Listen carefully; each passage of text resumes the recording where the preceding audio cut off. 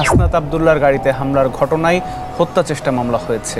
হাসনাত আব্দুল্লাহর গাড়িতে হামলা হয়েছে। জঙ্গি নেতা হাসনাত হাসনাত আব্দুল্লাহ নিজেই এই ঘটনা ঘটিয়েছে।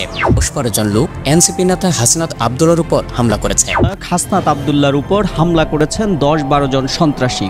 আজকে কথা বলবো হাসনাত আব্দুল্লাহ আর তার দল এনসিপি এর করা এক দাবিকে ঘিরে আলোচিত ঘটনা নিয়ে। তাদের দাবি, রাস্তায় হাসনাত আব্দুল্লাহর গাড়ির বহরে হামলার চেষ্টা হয়েছে। তাদের ভাষায়, এই হামলার সঙ্গে কিছু রাজনৈতিক প্রতিপক্ষ জড়িত থাকতে পারে। কিন্তু প্রশ্ন হচ্ছে, বাস্তবে এমন কিছু ঘটেছে কি? অনেক সাংবাদিক এবং স্থানীয়দের মতে এই ঘটনার সুনির্দিষ্ট প্রমাণ পাওয়া যায়নি। রাস্তার সিসিটিভি ফুটেজ এবং প্রত্যক্ষদর্শীদের বিবরণেও হামলার বিষয়টি নিশ্চিত হওয়া যায় না। ফলে অনেকেই বলছেন এই ঘটনা হয়তো বাস্তব নয়, বরং রাজনৈতিক উদ্দেশ্যে তৈরি একটি পরিস্থিতি হতে পারে। এখন প্রশ্ন হচ্ছে, এই ধরনের কৌশল জনগণের সহানুভূতি পাওয়ার উপায় হতে পারে, কিন্তু পরবর্তীতে রাজনীতিতে এর ফলাফল কি হতে পারে তা নিয়ে কেউ ভাবে না। বন্ধুরা, তোমার কি মনে হয় এই ঘটনাটা কতটা বাস্তব আর কতটা সাজানো? নিচে কমেন্ট করে জানাও।